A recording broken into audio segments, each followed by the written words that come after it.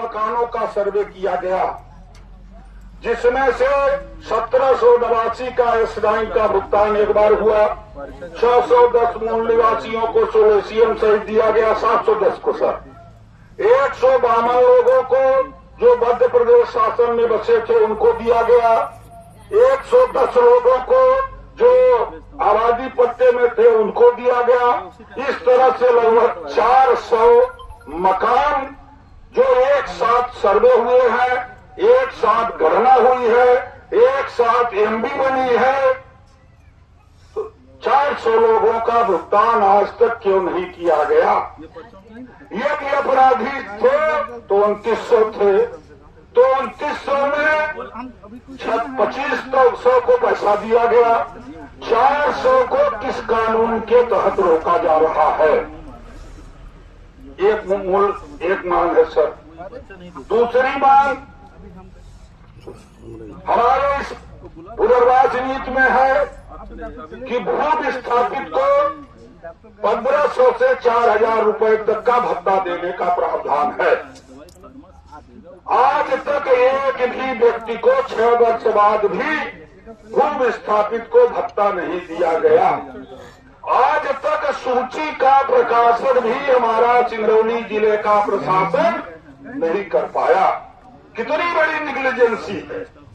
इस 6 वर्ष में कितने कलेक्टर आए, कितने एसडीएम आए, कितने तहसीलदार आए, सूची का क्यों प्रकाशन नहीं हुआ भैया? तो सूची का प्रकाशन कराएं।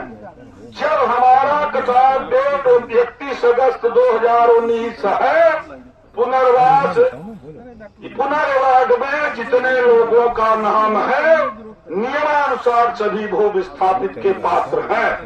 हमारे एक बहुत ही लोग एसडीएम वर्तमान समय में देवसर में पदस्थ हैं, सम्माननीय सौरभ मिश्रा, वो परिभाषा कर रहे हैं, वो कानून बना रहे हैं।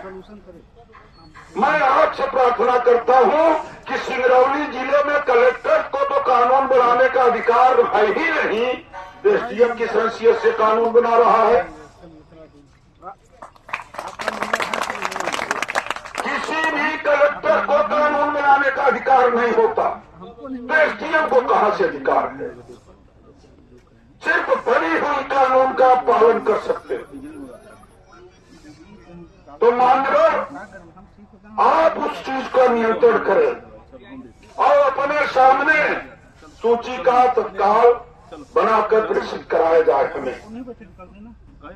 इसके पहले विस्थापित सूची की बात आई बांधवर, 233 लोगों ने आवेदन दिया कि हम विस्थापन से छूटे, जिसमें जांच कमेटी गठित की गई। संबंधित एसडीएम सम्माननीय विकास सिंह साहब के समय उनने कमेटी बनाई, सचिव, सरपंच, पटवारी, 3 स्तरीय कमेटी बनी और उस कमेटी के माध्यम से जांच करने पर 44 लोगों को पात्र पाया गया और उस 44 लोगों की सूची 4 बार एसडीएम कार्यालय से अनुमोदन के लिए कलेक्टर कार्यालय जाती है और वहां से वापस आ जाती है। कहा जाता है कि आपत्ति हो गई, तो या तो आपत्तिकर्ता को सार्वजनिक मंच पर उपस्थित कराया जाए। इंदिरा जी के हत्यारों को, संसद में बम फोड़ने वालों को भी सुनने का अवसर हमारा संविधान दिया, तो हम 44 विस्थापितों को बिना सुने पात्र कैसे किया जा रहा है? किस कानून में किया जा रहा है? क्या हम कसाव से भी बड़े दोषी हैं?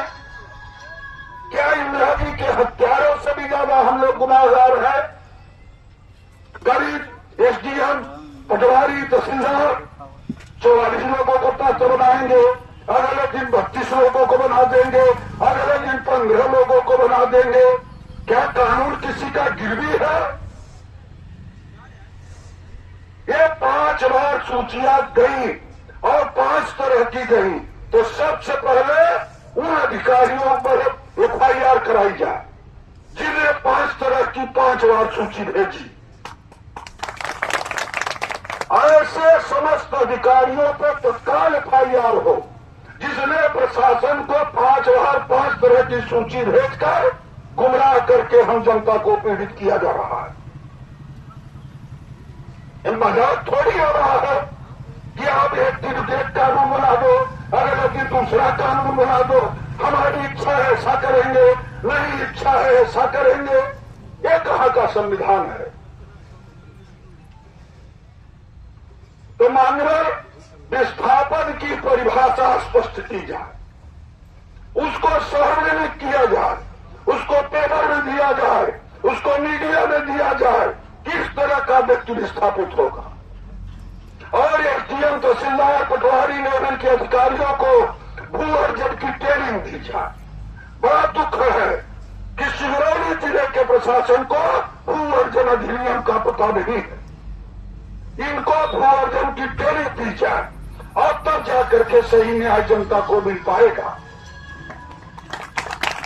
एक विस्थापित मान्यवर यदि 5 साल पहले विस्थापित होते 12,700 रुपये भत्ता है, इस तरह से 1.5 लाख रुपए पर साल का इनकी क्षति हो रही है। 5 साल में 5.5 7.5 लाख रुपए का एक विस्थापितों की लूट हुई है। एक कौन सा मजाक है? इनके बच्चों की पढ़ाई बंद है, इनका शिक्षा बंद है, इनको रोजगार बंद है, इनके घर गिरा दिए गए, ये फुटपाथों में बैठे हैं और हम मजाक कर रहे हैं। यही भारत का प्रजातंत्र है। माननीय इन गंभीर मुद्दों के साथ साथ ये हमारे महान पत्र में कुल 17-18-22 मुद्दे लिखे हैं। उन मुद्दों का एक मुद्दा है कि जो 142 वाहन जनरल कैटेगरी ओबीसी कैटेगरियों के आदिवासियों के भूमि में बने थे। तत्कालीन कलेक्टर से बात हुई, उनने कहा कि मैं आदिवासी के भूमि का पैसा दूसरे को नहीं दे पाऊंगा। हम लोगों ने सबक पत्र दे दिया 60 लोगों में जाकर के कि ये पैसा आदिवासी को ही दे दिया जाए। 1.5 साल से वही फाइल पड़ी हुई है। आखिर कौन सी मजबूरी है कि कंपनियों को लाभ पहुंचाने के लिए हमारा विस्थापन रोका जा रहा है, हमारा भू विस्थापन रोका जा रहा है, आदिवासियों का पैसा रोका जा रहा है। ये पैसा 19 में मिला होता, यदि हम खाते में डाले होते तो आज 2 गुना होता और 7 साल बाद भी हमको उतने पैसा मिलेगा। इसके लिए कौन रिस्पॉन्सिबल है? माननीय आपसे अपेक्षा है कि ऐसे दोषी अधिकारियों को सबसे पहले आज हम लोग मांग करते हैं कि 7 साल से हमारे शब्द को रोकने वालों पर सबसे पहले कार्रवाई की जाए। सहमत हैं आप लोग? मजाक न हो सिंगरौली के जनता के साथ। पूरी सिंगरौली जल रही है विस्थापन में। कई अडानी में आग लगी है, तो कोई अंबानी में आग लगी है, कई रिलायंस में आग लगी है। सिर्फ बंधा पचौर के शांत प्रिय लोग जो आपके आदेश की प्रतीक्षा कर रहे हैं, आपके निर्देशों के नीचे काम कर रहे हैं। आज तक हमारे यहाँ तोड़ फोड़ नहीं हुई, आज तक हमने काम बंद नहीं किया, आज तक हम हाथ जोड़ के बड़ी बात मांग रहे हैं, लेकिन कानून क्यों नहीं रेंग रही है? उस दिन 25 तारीख को 5 तारीख को बहन जी ने बताया कि दूरभाष पर मान्यवर आपने कहा था कि सूची अनुमोदित होकर 44 की आ गई है, 2 दिन में हम अनुमोदन करा देंगे।